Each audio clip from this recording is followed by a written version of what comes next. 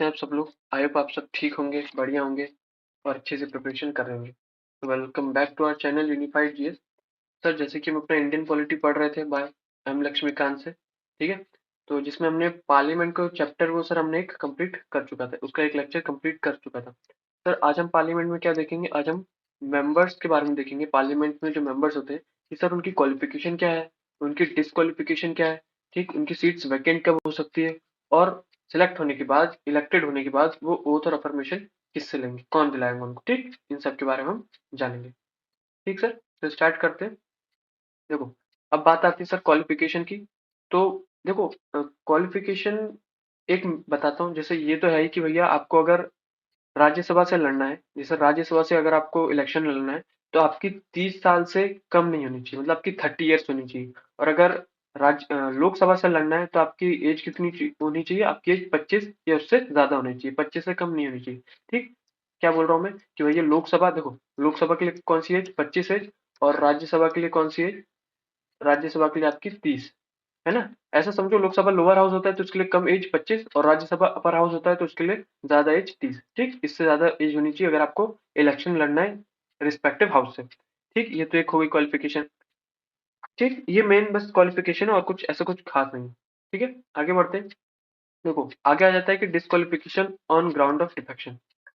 तो देखो, इस चीज से पहले मैं आपको एक चीज बताता हूँ। देखो, एक तो डिस्क्वालिफिकेशन जो है ग्राउंड ऑफ डिफेक्शन के बेस पे, वो हमारे 10th शेड्यूल में बताई गई है। ठीक, 10th शेड्यूल में हमारी बताई गई है, वो तो एक डिस्क्वालिफिकेशन है।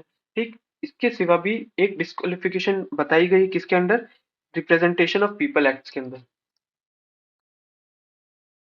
रिप्रेजेंटेशन ऑफ पीपल एक्ट के अंदर, उसमें ऐसे कुछ बड़ी बात नहीं, इसलिए मैंने उसको स्लाइड में इन्वॉल्व नहीं किया था। देखो, बस उसमें ऐसा बोलता है, मेन क्या है इसमें, कि अगर कोई भी मेंबर, मतलब कोई भी आदमी अगर किसी केस के अंदर 2 साल या उससे ज्यादा के लिए जेल गया होगा, तो उसको इलेक्शन लड़ने नहीं दिया जाएगा। ठीक, बात समझ आ गई? मतलब इतना समझो कि अगर वो क्रिमिनल प्रोसीजर में कभी इन्वॉल्व था, या 2 साल से ज्यादा जेल में गया, तो उसको इलेक्शन लड़ने नहीं दिया जाएगा। ये छोटी सी बात थी।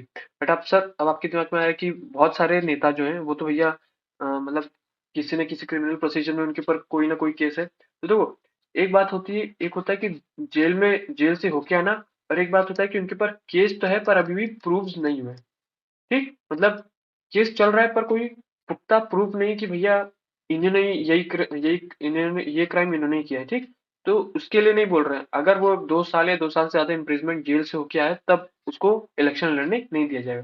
ठीक, जैसे कि हमारे वो हो गए नेता, कौन से, लालू यादव जी। ठीक, उनको इलेक्शन लड़ने नहीं दिया जाता है।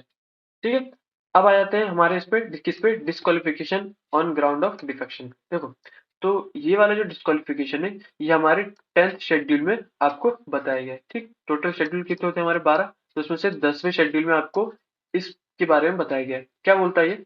If he voluntary gives up the membership of the political party on whose ticket he is elected to the house.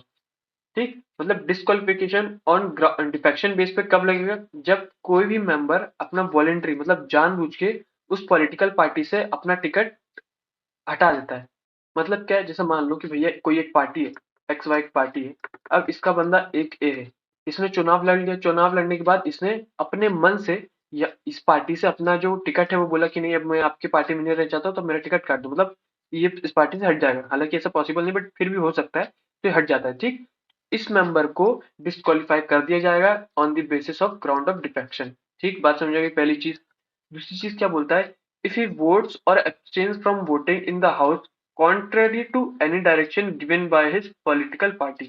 मतलब कि मान लो जैसे एक्स वाई पार्टी, ये क्या है भैया?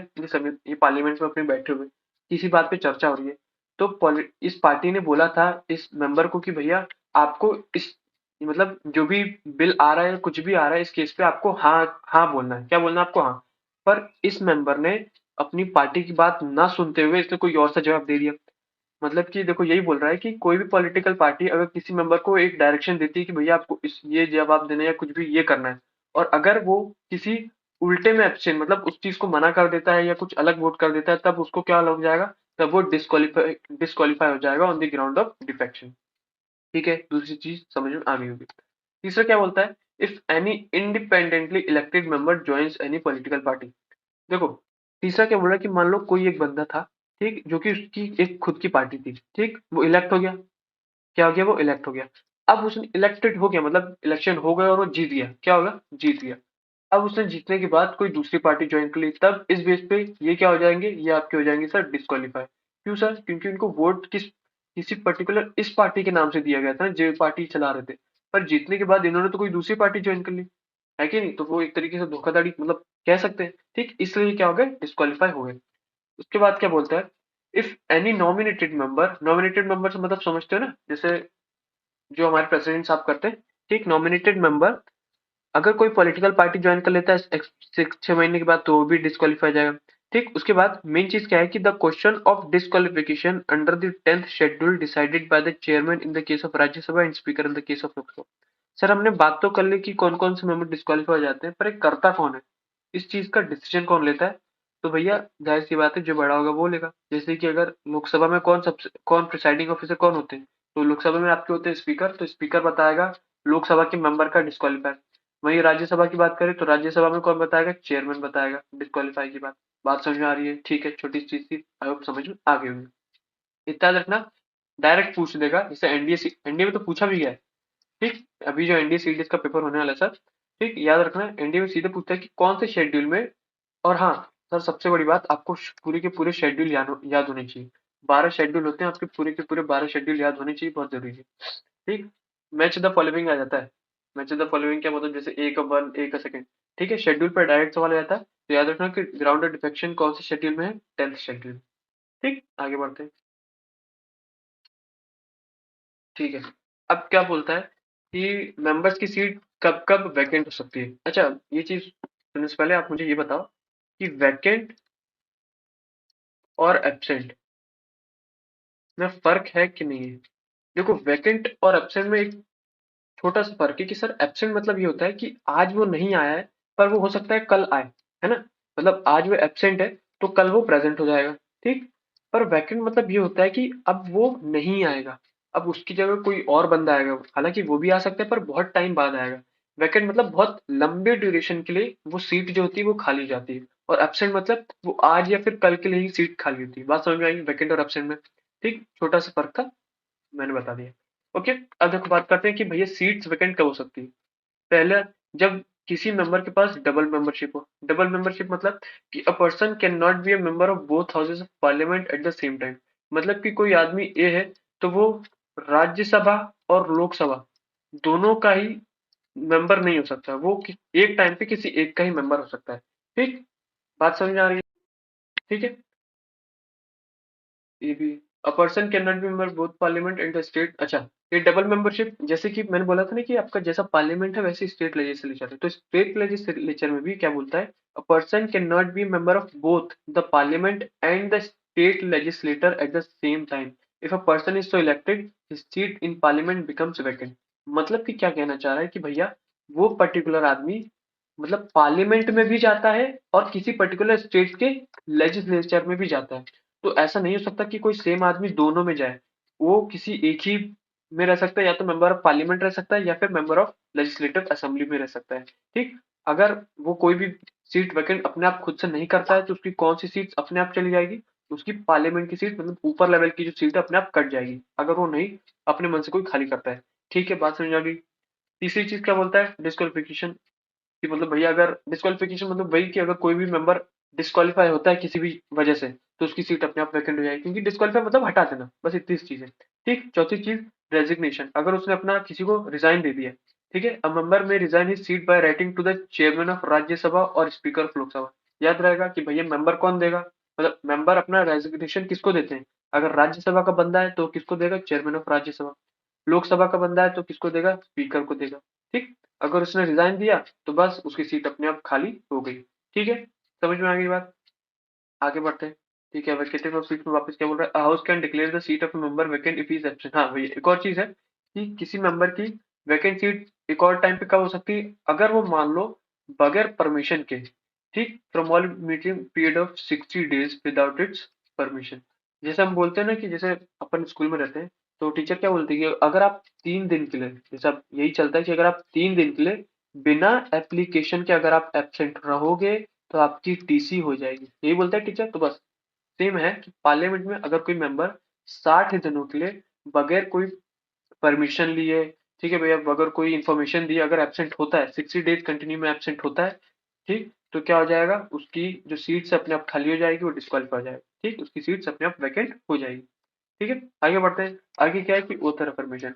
भैया मेंबर को ओथ और अफर्मेशन कौन दिलाता है, तो every member of either house of parliament before taking his seat in house has to make and subscribe the oath or affirmation before the president or some person appointed by his from his purpose. देखो क्या होता है कि बस इतना समझो कि कोई भी मेंबर को पार्लियामेंट या कहीं पे भी बैठने से पहले उसको ओथ लेनी पड़ती है। ओथ कहाँ पे लेगा वो, या तो उसे प्रेसिडेंट साहब दिलाएंगे या फिर प्रेसिडेंट साहब के बिहाफ पे कोई बोलेगा। मतलब मान लो प्रेसिडेंट साहब है, तो प्रेसिडेंट साहब ने एक बंदे को उठाया, बोला कि भैया लो तुम इन सबको ओथ दिलाओ।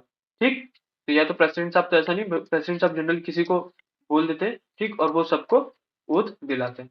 ठीक है, बात समझ में आ गई छोटी सी चीज की। आगे बढ़ते हैं, तो आगे अब बात करते हैं स्पीकर ऑफ लोकसभा की। स्पीकर ऑफ लोकसभा कौन होते हैं सर, लोकसभा के प्रिसाइडिंग ऑफिसर होते हैं। मतलब कि यही होते हैं लोकसभा के कर्ता। ठीक है, कर्ता और धर्ता यही होते हैं। पढ़ते हैं क्या बोलता है। The speaker is elected by the Lok Sabha from among its member. Speaker जो होता है वो कहाँ से इलेक्ट होकर आता है, पार्लियामेंट के उन्हीं मेंबर में से कोई एक उठ के आता है। जैसे मॉनिटर होता है ना, है कि नहीं, मॉनिटर कहाँ से आता है, जो आपका क्लास का मॉनिटर होता है, तो स्टूडेंट के बीच में से एक मॉनिटर को उठाया जाता है, सब उसको वोट देते हैं, है ना, बस सिंपल ऐसी स्पीकर। स्पीकर कहाँ से इलेक्ट होकर आता है, उन्हीं मेंबर में से आता है। as soon as maybe after its first sitting. Whenever the office of the speaker falls vacant, the Lok Sabha elect another member to fill the vacancy. The date of election of the speaker is fixed by president.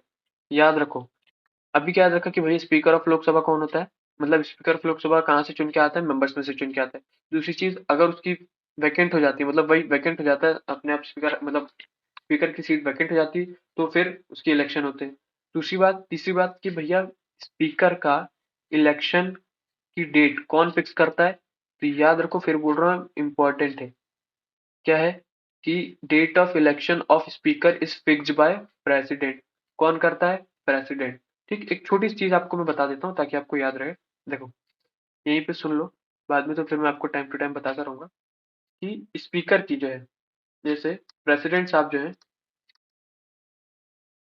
President साहब किसकी date of election fix करते हैं, speaker की। अभी हम आगे पढ़ेंगे, बस मैं आपको बता देता हूँ ताकि आपको याद हो जाए। स्पीकर किसकी डेट ऑफ इलेक्शन फिक्स करता है, डेप्यूटी स्पीकर की। ठीक, डेप्यूटी स्पीकर की। ठीक, बस ये छोटी सी की प्रेसिडेंट किसकी इलेक्शन को फिक्स करता है, स्पीकर की, और स्पीकर किसकी election date of election fix करता है, डेप्यूटी स्पीकर की। आगे भी हम पढ़ेंगे। ठीक, अब क्या बोलता है वो, when a resolution for the removal of the speaker is under consideration of the house he cannot preside at the sitting of the house। मतलब कि ये तो बात हो गई भैया कि इलेक्शन हो गया, और डेट ऑफ इलेक्शन कौन फिक्स करता है, प्रेसिडेंट साहब। ठीक, अब वो बोलता है कि अगर मान लो हमें स्पीकर को हटाना हो, ठीक, हमें मालूम है कि स्पीकर कहाँ बैठता है, सबसे ऊपर। ठीक, ये सब यहाँ पे उसके मेंबर बैठते हैं और यहाँ पे आपके स्पीकर साहब बैठते हैं। ठीक, वही सारे पूरे लोकसभा को चलाते हैं। अब कभी ऐसा हो गया कि ये मेंबर्स चाहते हैं कि स्पीकर हट जाए, ठीक, तो क्या उस टाइम पे स्पीकर साहब यहीं बैठे रहेंगे क्या, नहीं भैया, मॉनिटर को हटाने की बात करी तो हटा, मॉनिटर अपनी जगह पे थोड़ी बैठे। ठीक, तो आपके जो स्पीकर साहब है वो हाउस को प्रिसाइड नहीं करते, ठीक, मतलब यहाँ पे नहीं बैठते। दो ही मे बी प्रेजेंट, मतलब वो इस हाउस में तो प्रेजेंट रहेंगे पर यहाँ पे नहीं बैठे रहेंगे। ठीक, however he can speak and take part in the proceeding of the house at such time and vote in first instance, though not in case of inequality, not in case of equality of votes. Whenever the Lok Sabha is dissolved, the speaker does not vacate his office and continues till the newly elected to the Lok Sabha meets। देखो sir, देखो अभी आप अपन power and function पे एक बात पढ़ेंगे कि speaker साहब ना वोट नहीं देते। सुनो मेरी बात, फिर पूरी बात सुन लो आप, कि वोट नहीं देते। वो वोट कब देते हैं, मान लो कोई बात चल रही है, उसमें आधे लोगों ने यस बोल दिया और आधे लोगों ने नो बोल दिया, तब आपके स्पीकर साहब उस बात पे वोट देते हैं। मतलब वो कौन सा वोट देते हैं, वो लास्ट वोट देते हैं। कब वोट देते हैं, लास्ट वोट देते हैं। ठीक, जब इक्वालिटी हो जाए, मतलब आधे लोगों ने यस बोल दिया आधे लोगों ने नो बोल दिया, तो कोई डिसीजन नहीं हो पाता, तब स्पीकर साहब आखिरी में, मतलब जब टाई हो जाता है, तब स्पीकर साहब आखिरी में वोट देते हैं। उसको हम बोलते हैं कास्टिंग वोट। ठीक, अभी अपन आगे पढ़ेंगे। तो उसमें इसने क्या बोला कि अगर जब रिमूवल होता है किसका, जब स्पीकर का रिमूवल होता है, तब वो बोल सकते हैं, पार्ट ले सकते हैं, ठीक, वोट कर सकते हैं फर्स्ट इंस्टेंस पे। फर्स्ट इंस्टेंस मतलब पहले पहले ही वोट सकते हैं, पहले वोट कर सकते हैं। वो इक्वालिटी ऑफ वोट का वेट नहीं करते, जैसे कि इसमें बताया कि इक्वालिटी ऑफ वोट्स हो गए थे, आधे लोग यस बोल रहे थे, आधे लोग नो बोल रहे थे, तब आखिरी में स्पीकर साहब वोट करते थे। पर जब रिमूवल हो रहा होगा स्पीकर साहब का, तो जाहिर सी बात है भैया, जब मेरा रिमूवल हो रहा है तो मुझे अपने आप को बचाने के लिए सबसे पहले तो मैं ही वोट करूंगा। ठीक, क्वालिटी ऑफ वोट्स का वेट थोड़ी करूंगा।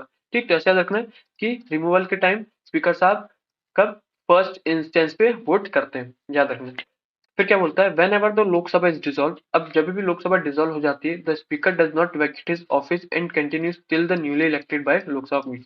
फिर क्या बोलता है कि भैया, हमें मालूम है कि हर 5 साल बाद आपके जो स्पीकर साहब है वो क्या हो जाते हैं, ओ स्पीकर बोलो, आपका जो लोकसभा है वो डिसॉल्व हो जाता है। पर मान लो 5 साल हो गया, अब क्या स्पीकर भी हट जाएगा? तो नहीं साहब, स्पीकर कब तक नहीं हटेगा, जब तक कि नया बंदा, मतलब जो नया स्पीकर है, जब नई लोकसभा बैठेगी, नया चुनाव होगा, तो नया स्पीकर जब तक चुन के नहीं आता तब तक वो स्पीकर स्पीकर रहेगा। ठीक है, सिंपल सी बात है, जब तक नया स्पीकर नहीं आएगा तब तक पुराना स्पीकर छोड़ के नहीं जाएगा। ठीक, इतनी छोटी सी बात है। ठीक है, आगे बढ़ते हैं। आगे क्या बोलता है, आगे बोल रहा है power and functions of speaker. ठीक है, पढ़ते हैं। तो the speaker is the head of the Lok Sabha, है ना, is the principal spokesman of the house, his decision in all parliamentary matters is final. ठीक है, ही एडजर्न्स द हाउस और suspend the meeting in absence of a quorum. ठीक, देखो 3 चीज पढ़ी हमने। एक होता है भैया आपका एडजर्न, ठीक, सस्पेंड मतलब तो आप समझते हो। ठीक, दूसरी मेन चीज क्या पढ़ी हमने, कोरम। तो देखो एडजर्न मतलब क्या होता है, एडजर्न सर आपने कभी सुना होगा, जैसे आपने मूवीज और म्यूजिक में देखा होगा, तो कोर्ट जब चलता है ना, तो आपका जज क्या बोलता है, द कोर्ट इज एडजर्न। क्या बोलता है, the court is adjourn. Adjourn मतलब वो जो मीटिंग चल रही थी, है ना, वो जो मीटिंग चल रही थी वो आज के लिए खत्म होती है। क्या होती है, आज के लिए खत्म होती है। अभी एडजर्न में भी टाइप आएंगे जब हम पार्लियामेंट के बारे में और पढ़ेंगे। अभी देखो पार्लियामेंट ना आपका कम से कम 4 क्लासेस तक चलेगा, तो ये दूसरी क्लास है, 2 क्लास और बची जिसमें हम बिल्स और आपका बजट जो बचा है उसके बारे में पढ़ेंगे, तब उसमें हम पढ़ेंगे। ठीक है, एडजर्न होता है, एडजर्न साइन डाई होता है, वो भी पढ़ेंगे। एडजर्न मतलब आप इतना समझो कि उस पर्टिकुलर जो मीटिंग चल रही थी उसको खत्म करने के लिए, मतलब आज वो मीटिंग यहीं पे समाप्त होती है, उसको हम बोलते हैं एडजर्न। कोरम आपका क्या होता है, कोरम मतलब ये होता है कि अगर मैं आपको समझाऊं कि मान लो कोई क्लास है, ठीक, आपकी स्कूल की क्लास है, तो टीचर आता है, तो टीचर देखता है कि बहुत कम बच्चे हैं, तो वो ये बोलता है कि अगली बार से अगर कम से कम, क्या बोलता है, कम से कम अगर 10 बच्चे नहीं आएंगे, 10 बच्चे अगर नहीं आएंगे तो मैं क्लास में नहीं पढ़ाऊंगा। ठीक, तो उसने क्या बोला है, एक क्लास का कोरम बताया कि कम से कम 10 बच्चे आने चाहिए तभी मैं क्लास पढ़ाऊंगा। तो ऐसे ही पार्लियामेंट में आपका कोरम होता है। ठीक, क्या होता है वो, कोरम होता है। कोरम कितना होता है सर, आपका टोटल जो स्ट्रेंथ होती है हाउस की वो 1/10 की। मतलब मान लो अगर मैं बात करूं आपकी लोकसभा की, तो लोकसभा में आपके टोटल कितने मेंबर होते हैं, आपके होते हैं 545, तो इसका 1/10 कर दो, तो 1/10 मतलब 54 और 55 मेंबर अगर होंगे तभी आपकी आगे की, क्या बोलते हैं, मीटिंग चलेगी। ठीक, ये कौन डिसाइड करता है, ये आप पे डिसाइड करता है स्पीकर साहब। कोरम याद रहेगा क्या, कोरम क्या होता है, the quorum constitute a meeting of the house is 1/10 of the total strength of the house. Total strength का, बस आपसे यही पूछेगा 54 55 कितना, बस पूछेगा कि क्या 1/10 होती है कोरम, क्या किसमें, लोकसभा में, तो आपको बोलना यस। आगे बढ़ते हैं।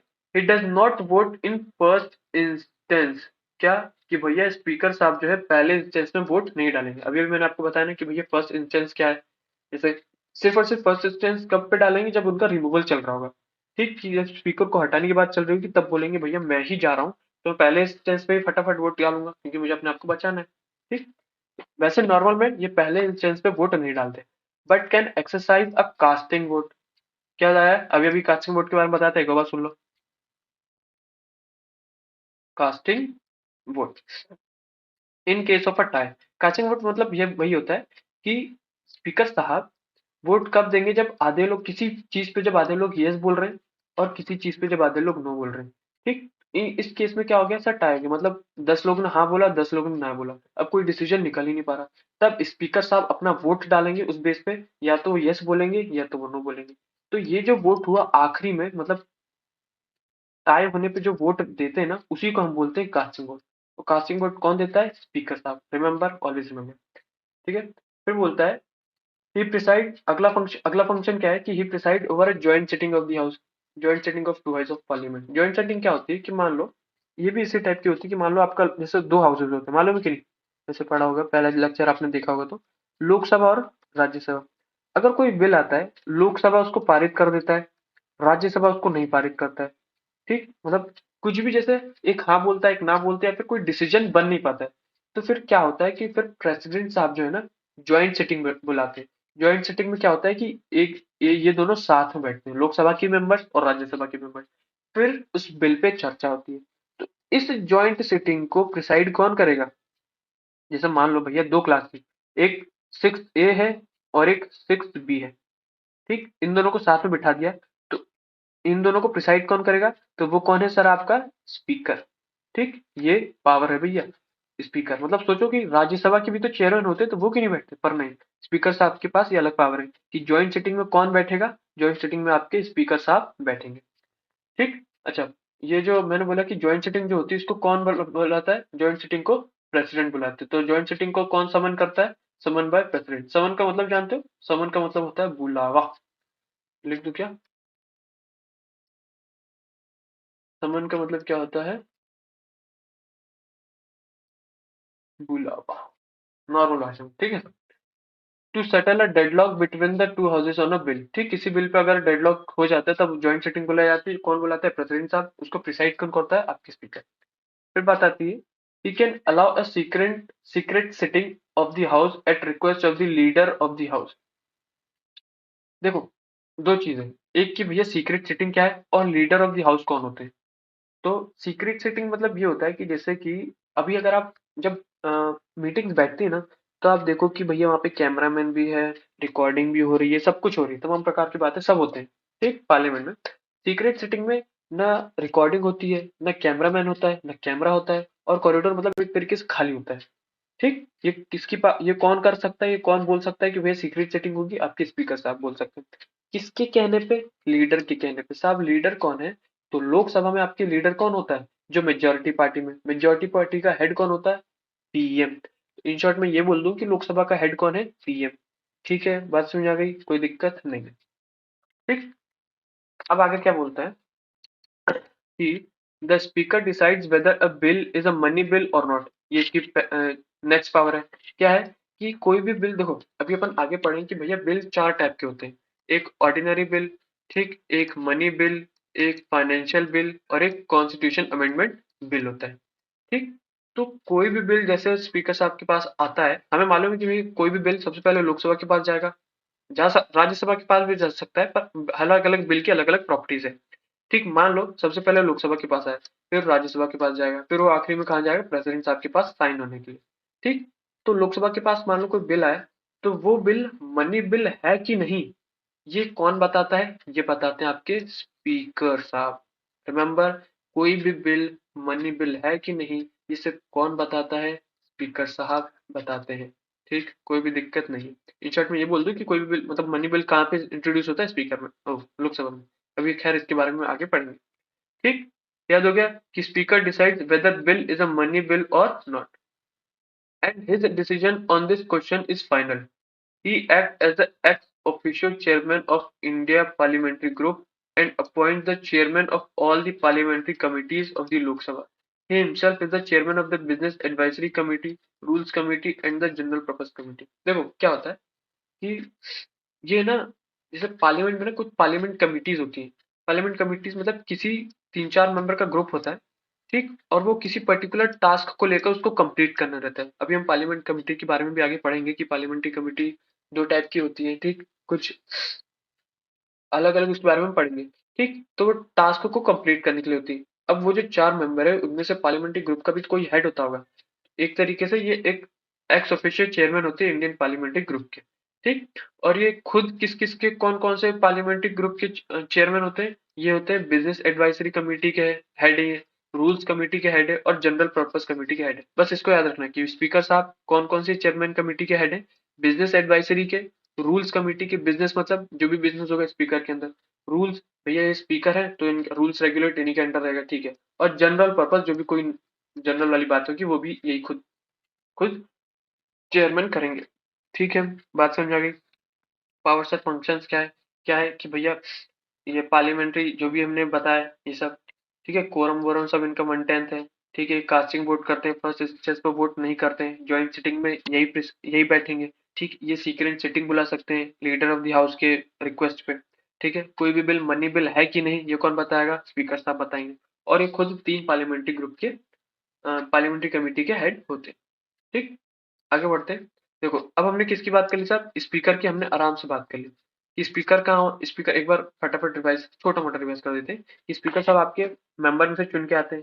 ठीक, date of election of speaker कौन डिसाइड करता है, अभी अभी लिखा था मैंने, प्रेसिडेंट साहब। कौन, प्रेसिडेंट साहब डेट ऑफ इलेक्शन चूज करते हैं। ठीक, और क्या स्पीकर साहब जैसे जब लोकसभा डिसॉल्व हो जाती है तो स्पीकर साहब रहेंगे क्या, हाँ, स्पीकर साहब तब तक रहेंगे जब तक नया स्पीकर नहीं आ जाता। ठीक, ये बात हो गई। फिर हमने पावर और फंक्शन की बात करी। ठीक, कि अच्छा एक और इनकी पावर क्या है कि लोकसभा में कोई भी मेंबर डिस्क्वालीफाई होगा कि नहीं उसका डिसीजन कौन लेगा, उसका डिसीजन लेंगे आपके स्पीकर साहब।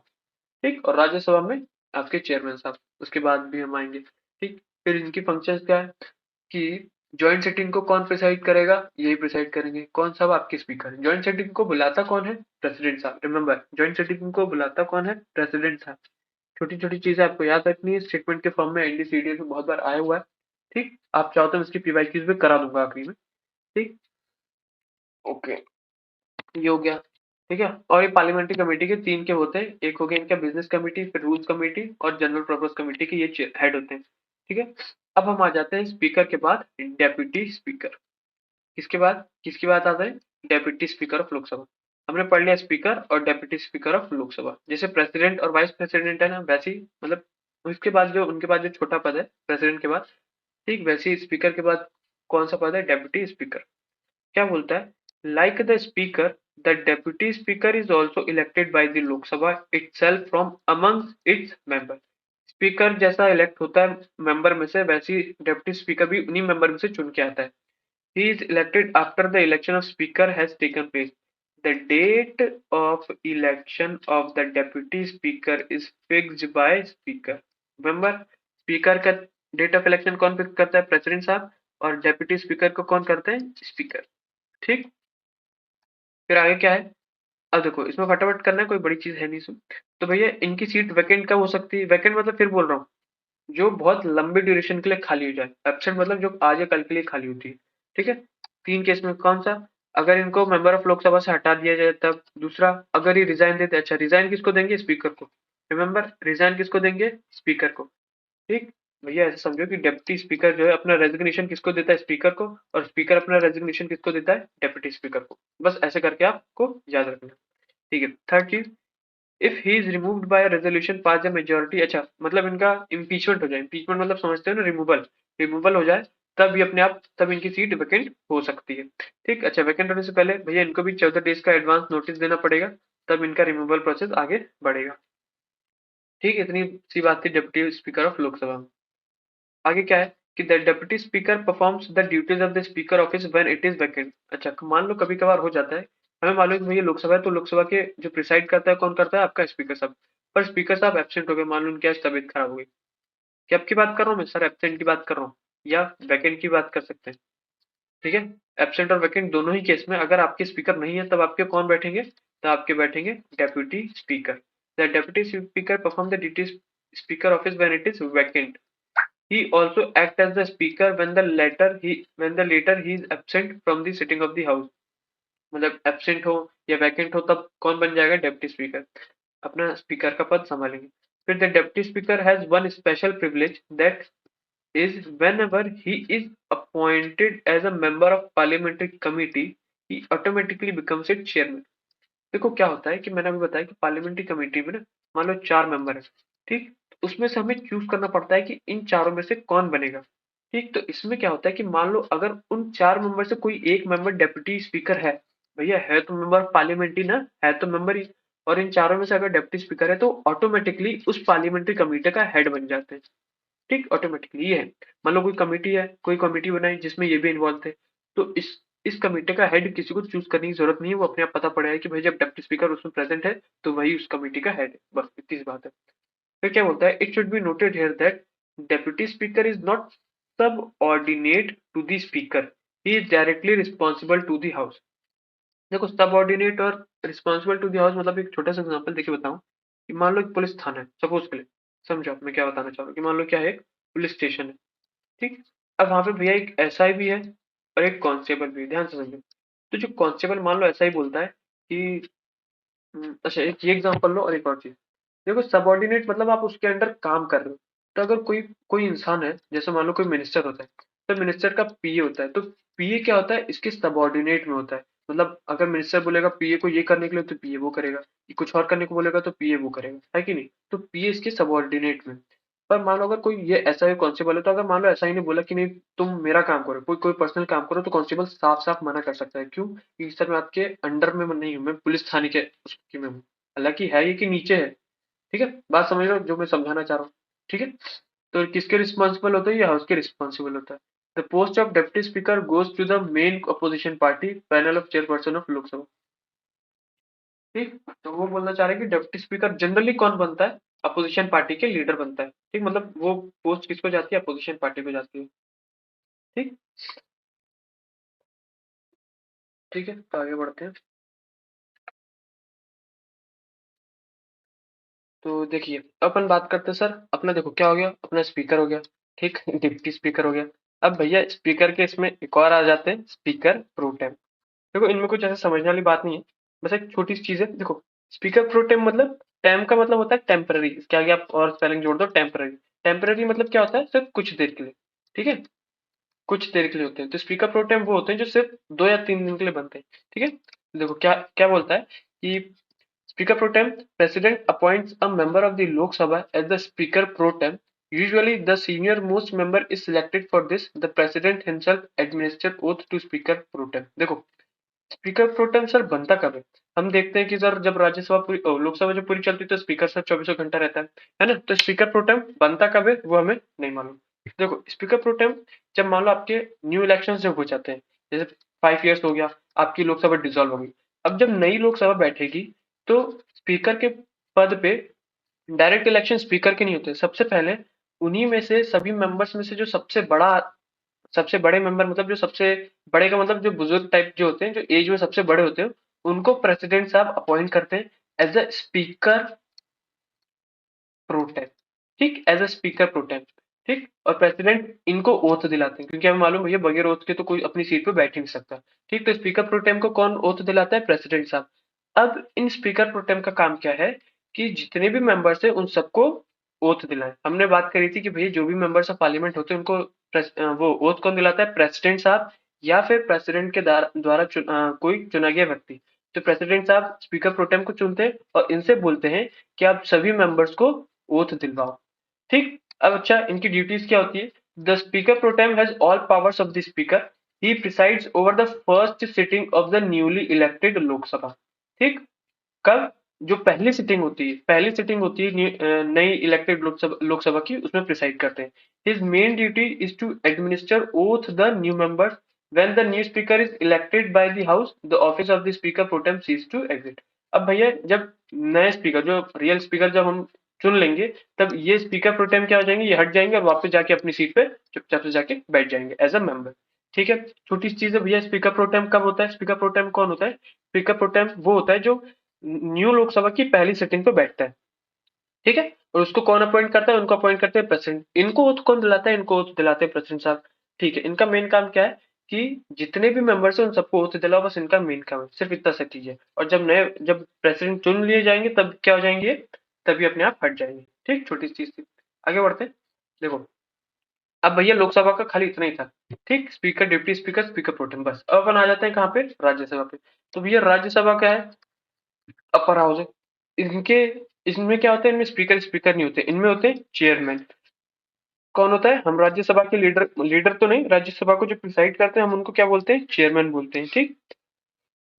अच्छा चेयरमैन कौन होता है, चेयरमैन होते हैं आपके वाइस प्रेसिडेंट साहब। हमेशा देखना कि आपके राज्यसभा की चेयरमैन कौन होंगे, वाइस प्रेसिडेंट साहब। देखो प्रिसाइडिंग ऑफिसर कौन होता है, the presiding officer of the Rajya Sabha is known as the chairman. The vice president of India is the ex official chairman of the Rajya Sabha. ठीक, चेयरमैन कौन होंगे, वाइस प्रेसिडेंट। इनकी रिस्पॉन्सिबिलिटीज क्या होती है, when the vice president act as a president or discharge the function of the president, he does not perform the duties of the office of the chairman of Rajya Sabha। देखो जब हम president vice president पढ़ रहे थे तो हमने पढ़ा था कि मान लो अगर प्रेसिडेंट की सीट वैकेंट हो जाती है, एब्सेंट होते हैं, तो इनका चार्ज कौन लेगा? वाइस प्रेसिडेंट साहब, है ना? बोला था कि नहीं बोला था? अभी अभी हमने ये भी पढ़ा कि जैसे डिप्टी स्पीकर है आपका, स्पीकर अगर नहीं है तो कौन रिस्पॉन्सिबिलिटीज लेगा? Deputy speaker. वैसे ही हमने पढ़ा था कि प्रेसिडेंट नहीं है तो कौन रिस्पॉन्सिबिलिटीज लेगा? Vice president. अब भैया मान लो कभी ऐसा टाइम आता है कि प्रेसिडेंट साहब की सीट वैकेंट हो गई, तो उधर चले गए कौन? Vice president. अब यहाँ पे क्या पड़ गया? यहाँ पे तो खाली पड़ गया, है ना?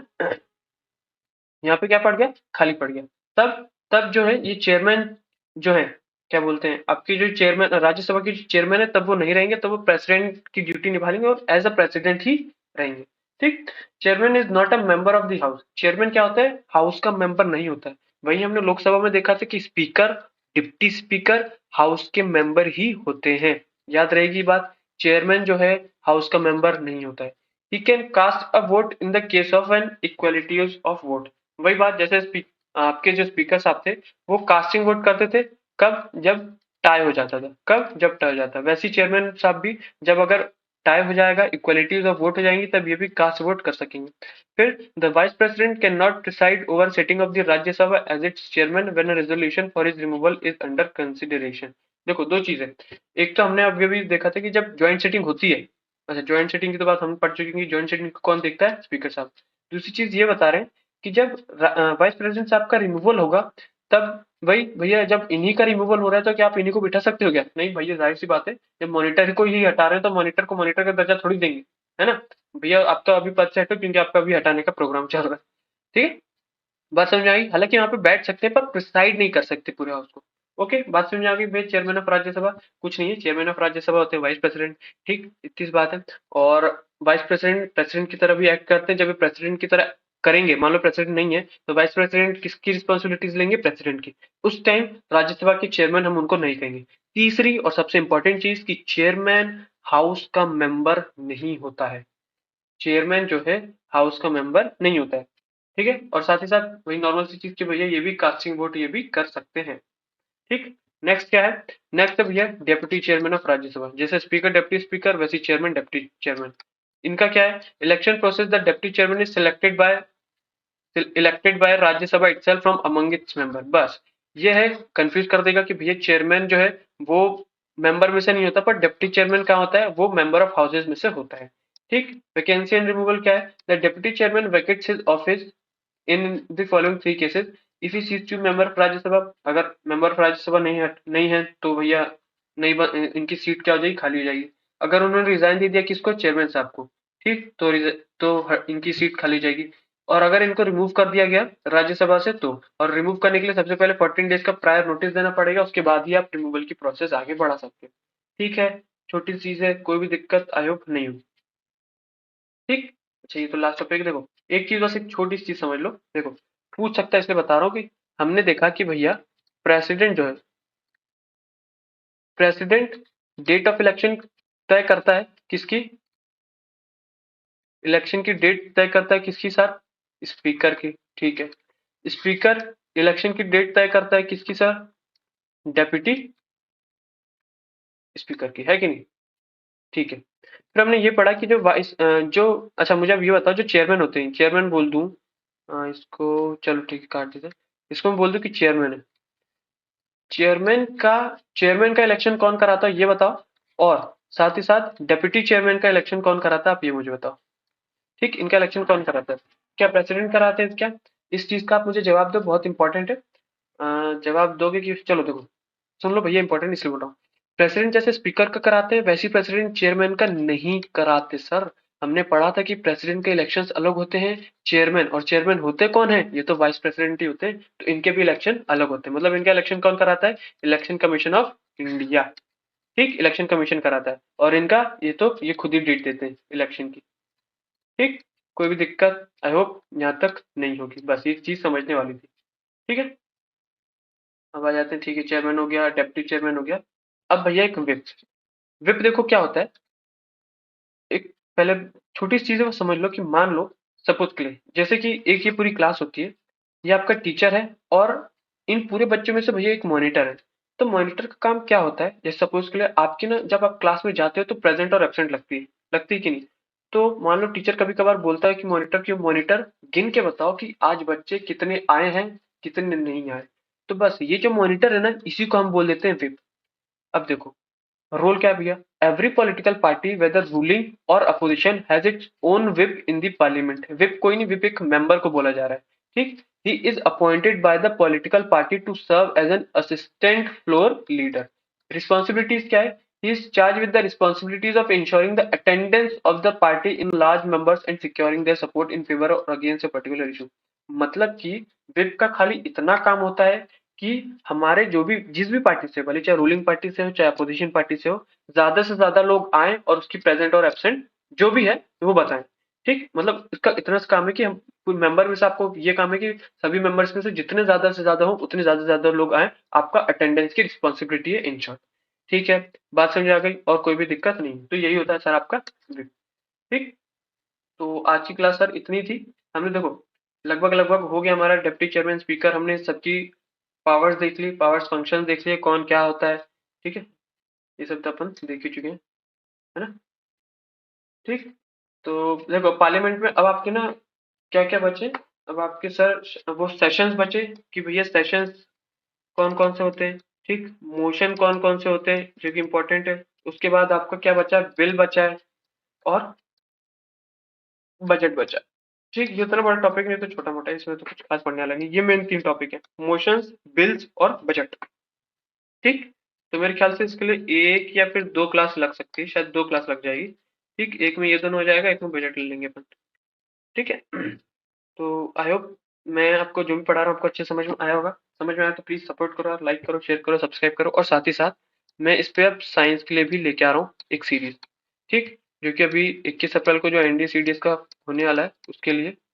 और मैंने ये भी बताया था कि हम करंट अफेयर्स की भी वीडियो लाएंगे, ठीक। एक सीरीज लाएंगे जिसमें हम पूरी डिफेंस एक्सरसाइज, ठीक, पूरे स्कीम्स जो भी हैं, ठीक है, सारे बुक्स एंड ऑथर्स जो भी हो उनके बारे में हम हर एक वीडियो में एक वीडियो पकड़ेंगे, उसमें सारी डिफेंस एक्सरसाइज, नेक्स्ट लेक्चर में हम सारी स्कीम्स, नेक्स्ट लेक्चर में सारी बुक्स एंड ऑथर्स और अवार्ड, ये सब हम करेंगे, ठीक है। तो सपोर्ट करो। आज की वीडियो यहीं खत्म करते हैं, आज की क्लास यहीं खत्म करते हैं, मिलेंगे नेक्स्ट क्लास में, तब तक के लिए जय हिंद, जय भारत।